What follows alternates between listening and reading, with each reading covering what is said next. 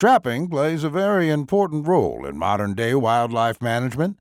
Professional wildlife biologists monitor fur-bearer populations to maintain a healthy and sustainable harvest of this important, renewable natural resource.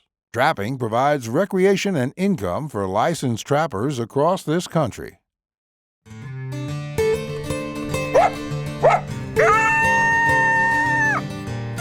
Who's Your Trapper Outdoors is brought to you by Who's Your Trapper Supply.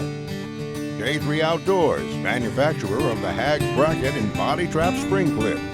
Leatherwood Creek Trapping Scents, Who's Your Trapper Deer Scents, and Leatherwood Wildlife Art. Welcome to episode 6 of Who's Your Trapper Outdoors, season 10. This show will be a continuation of the last episode, episode 5. We'll continue with our Arkansas Trapline for a few more episodes, and then we'll go to our semi-live, which will be trapping here in Indiana, here in farm country. So, hope you guys are all enjoying the show, and look forward to bringing you more the rest of the season. So, I want to mention the photo contest. All the information is on the homepage of the website, who'syourtrappersupply.com. There is a specific email for entry of the contest photos. And just a reminder, we do give 4 $100 gift cards away, Who's Your Trapper Supply gift cards, 2 for trappers, 2 for deer hunters. It's just on a random drawing. It's not by quality of photo. So just be sure to upload those or send us those success photos using our Leatherwood trapping scent, Top Dog and Predator bait, or our HTS deer scent. So those be sure to get those into us and to be used that specific email for sending them to us. I want to thank everybody for the orders. Thank everybody for stopping by the shop. After all, that's what keeps all this going. And if you haven't checked our website out, you might give us a look at who'syourtrappersupply.com. I think that's it. So I hope you enjoy the episode.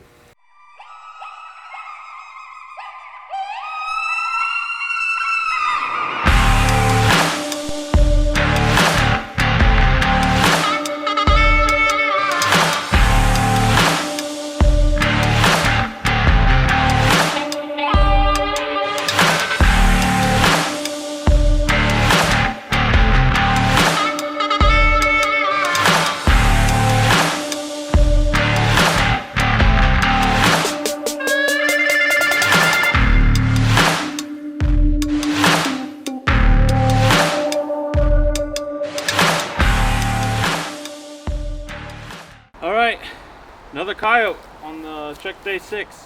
We still have a whole nother section we need to check today. Caught him in a flat set here that actually was messed with yesterday. Trap was pulled out of the bed, flipped off, put it back, blended in. Everything else was fine, so we can only assume it was this one. Who knows? But yeah, I mean, it's been a pretty good day. Yep. I will mention this is one of the few places that had coyote sign droppings and whatever on this road. So, yeah, pretty good. All right, got the remake here. Trap's blended real well right here. My backing, he's all, went tornado through here and tore up all the shrubs.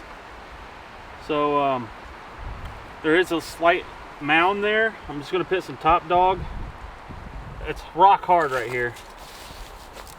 I would like that deeper than that, but I'm just going to cover it back up with dirt, just like that, just a little bit.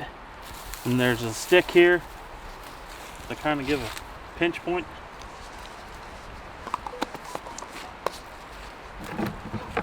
Like I said,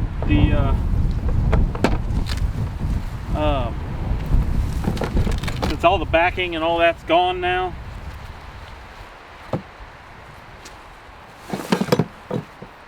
gonna have to reapply some lure because whatever was there is gone.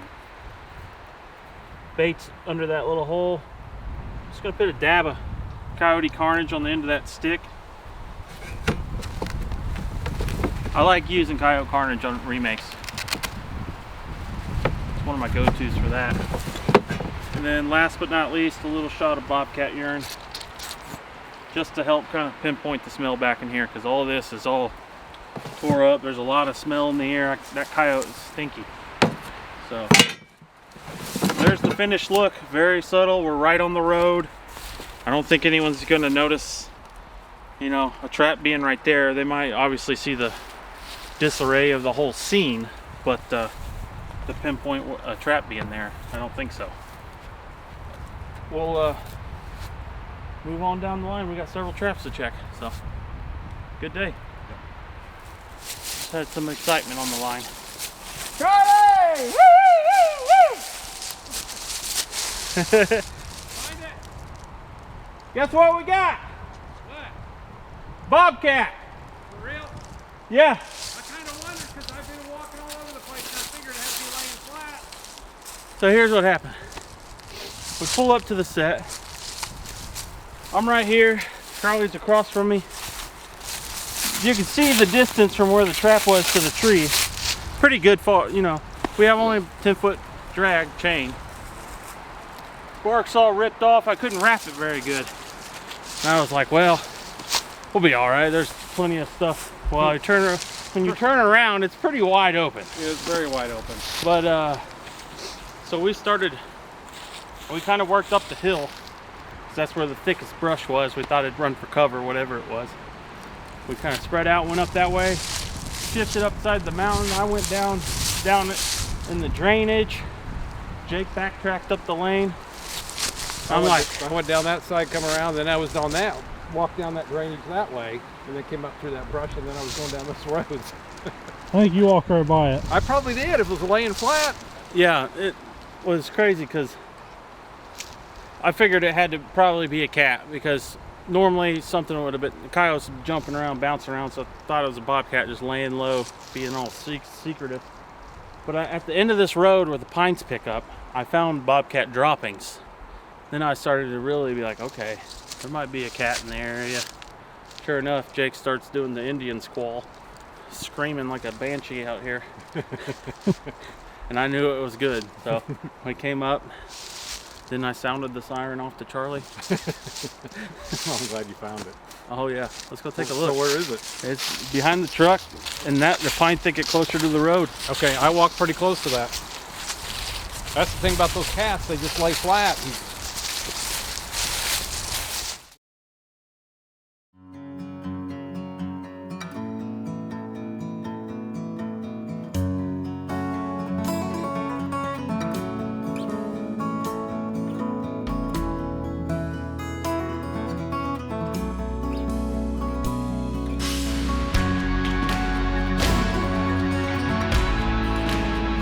Hags Trapping Products by J3 Outdoors, the most versatile and efficient trapping devices on the market. Top Dog Predator Bait. Success speaks for itself. Jake knows where it's at. We haven't spotted it yet, and I still don't. He's got to be.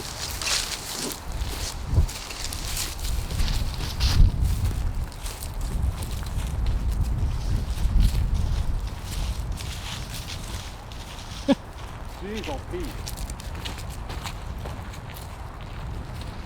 Oh yeah, he looks like a rock. I'm proud of myself because he didn't move or anything. Oh, he is. That's crazy. Good eye on that one, Jake. Perfectly still, blended. It's like a gray stone back there. You probably can't even see him on camera. Right here. Try right here.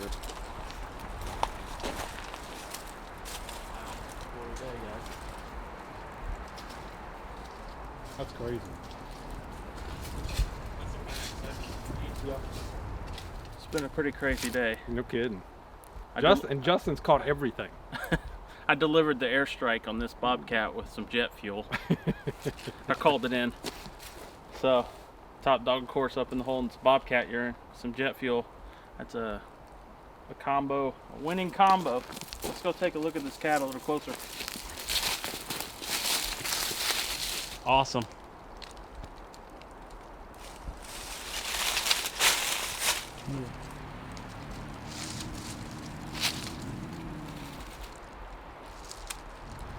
All right, got the remake pretty much blended back in.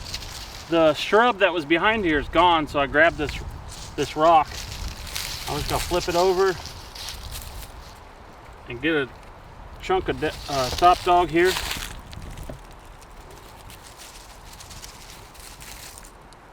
Doesn't take much. I mean, a little bit can go a long way. Notice I kept it closer to this side of the rock, and I'm just gonna have it peeking out just a little bit.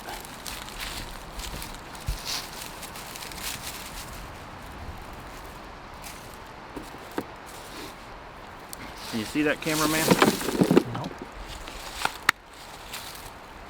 We're gonna go back and put some jet fuel on here. That's what caught this cat. We're gonna remake it.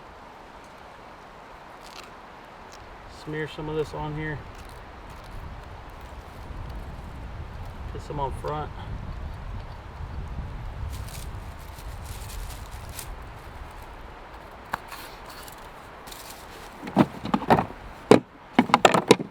And last but not least, shot of Bobcat urine on the backing. That should be good for another one that comes down the trail. So we've only got a few more spots left. Made sure the drag was on extra tight this time, so we don't have to go on a wild goose hunt, goose chase, Bobcat chase. bobcat chase. So good day.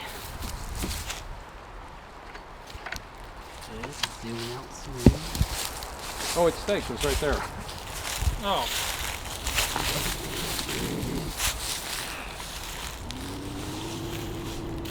All right, so this has been a crazy day. So like one of the very first traps this morning had a cat in it, and then we proceeded, we had dry spells.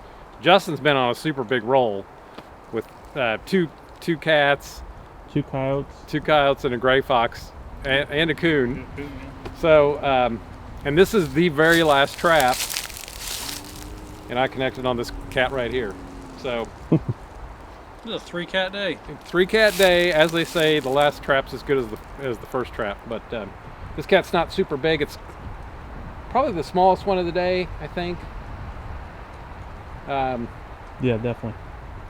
Because your cat this morning, they've got two big toms, and then that cat this morning, which was pretty decent, and then this one right here is pretty small. So make a cool taxidermy mount or a cool whatever. So top dog, finicky feline, just a drop of long distance and some bobcat urine. Couldn't resist. So we've been. This is day 6, the end of the day. We've caught 6 cats so far, so that's a cat a day average. We haven't done that for a number of years.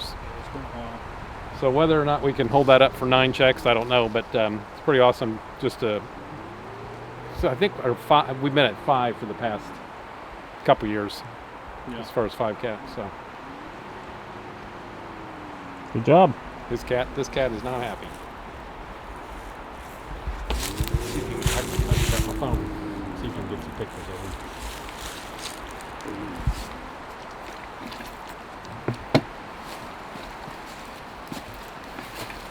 All right, so here's the remake on that set. Really, it's pretty low key, not super visual.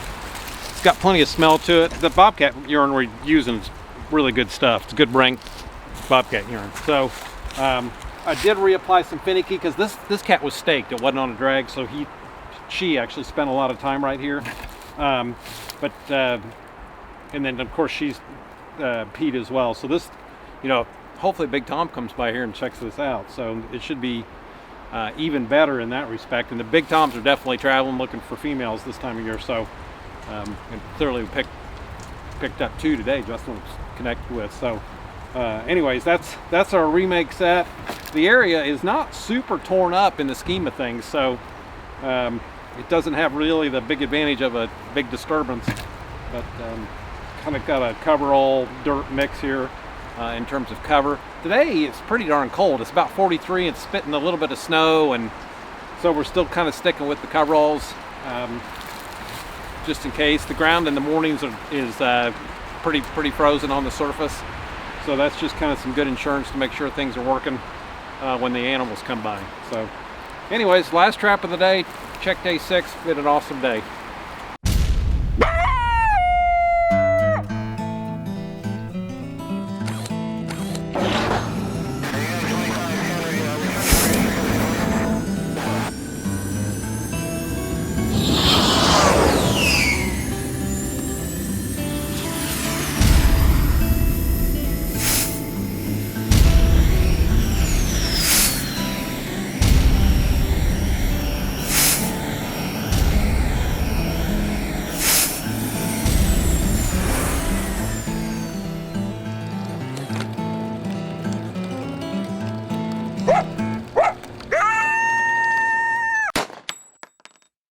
Who's your trapper deer sense? Success speaks for itself.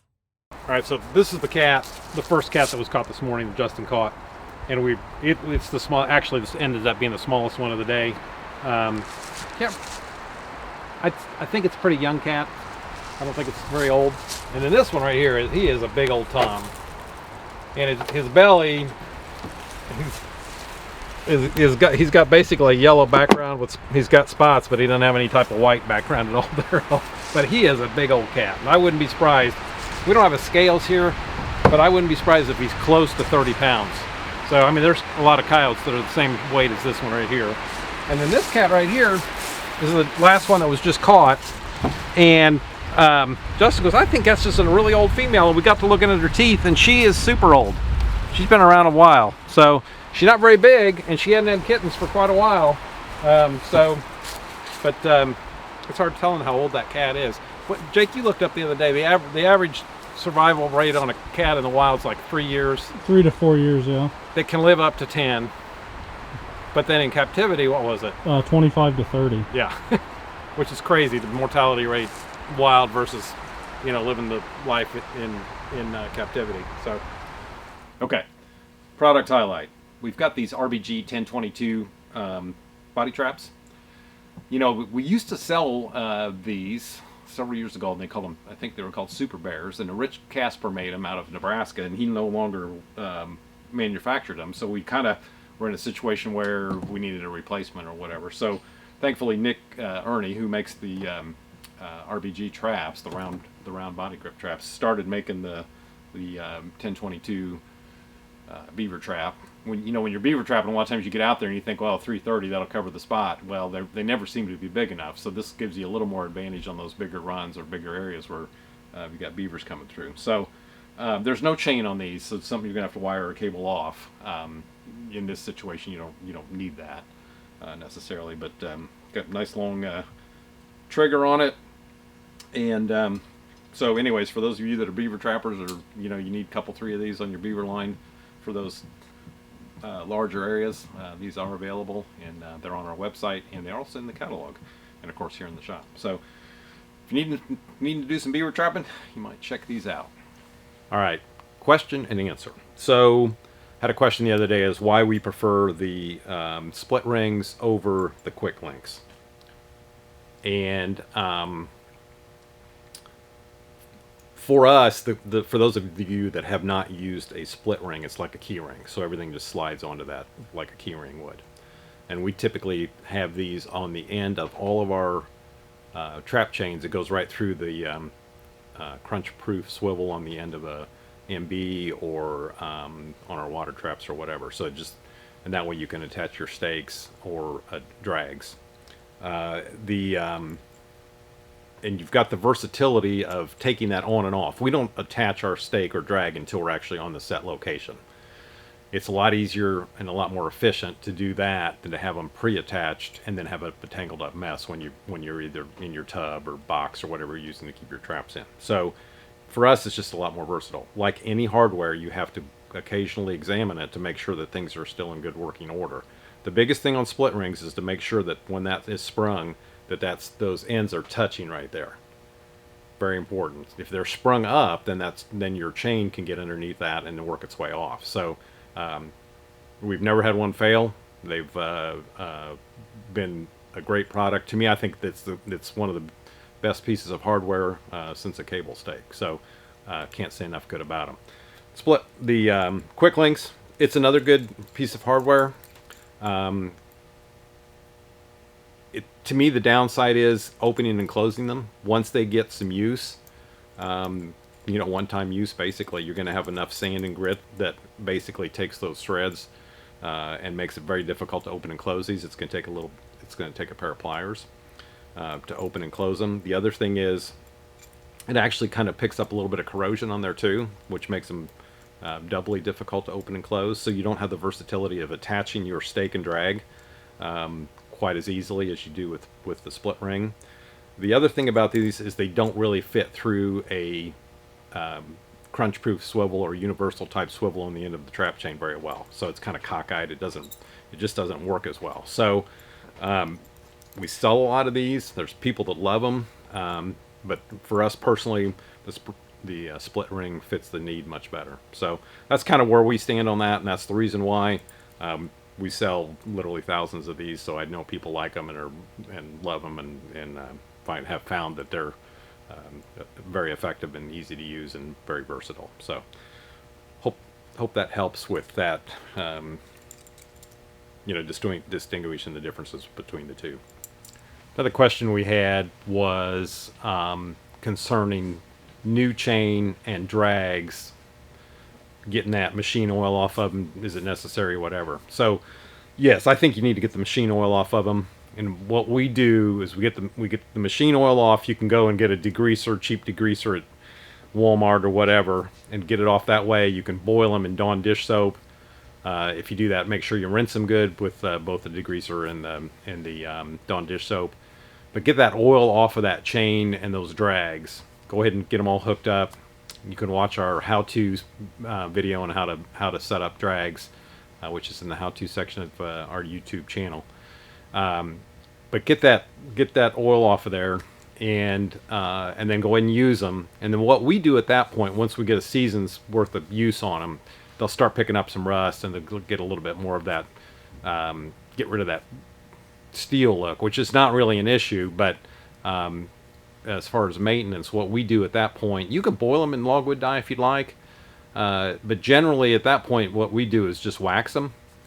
And typically they don't require any care for several seasons at that point. So the drag itself typically doesn't get near, well, it doesn't get near the abuse or use that a trap would, where a trap is going to require treatment every year if it's made a catch, but the drag and the chain typically don't. So like I said, just get them cleaned up, get the oil off of them, go ahead and use them. They'll pick up some natural rust from field use, or just a natural look to them is probably a better way to describe that. And then that spring or summer or early fall, go ahead and wax them, both the chain and the drag, and then use them at that point. And you shouldn't have to actually redo that for a number of seasons. So it's obviously something you got to use your judgment on. There was one other question we had, and it was pertaining to Beaver Tail Oil, and it's a little bit more involved. And Justin and I are going to do a podcast which will come out on Friday the 22nd, and we're going to address that question on that podcast. So just watch. We'll do a newsletter release when that comes up, and so just watch for that, and we'll address that question a little more in depth on that podcast. So I hope that helps. Keep the questions coming. As I've said many times, if you've got the question, I'm sure somebody else does. So this all helps anyone that's listening. So appreciate the questions.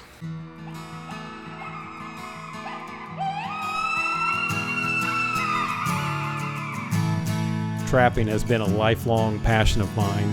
Back in 1976, I started Hoosier Trapper Supply, and we've had the privilege of serving trappers across this great country for all these years. We carry a complete line of traps and trapping equipment. You can check us out at HoosierTrapperSupply.com.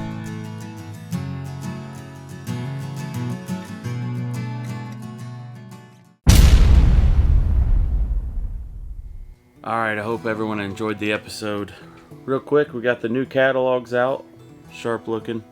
You can get one of these if you request one on our website, HoosierTrapperSupply.com, or you could even call the number below here.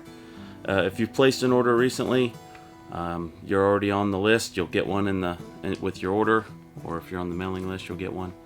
So keep that in mind. Also, please follow us on social media. We're on Facebook, Instagram, of course YouTube. Subscribe, share, do all that good stuff to support us. And don't forget about the Trap House podcast. And we'll see you next time. Join us on October 29th for the next episode of Who's Your Trapper Outdoors.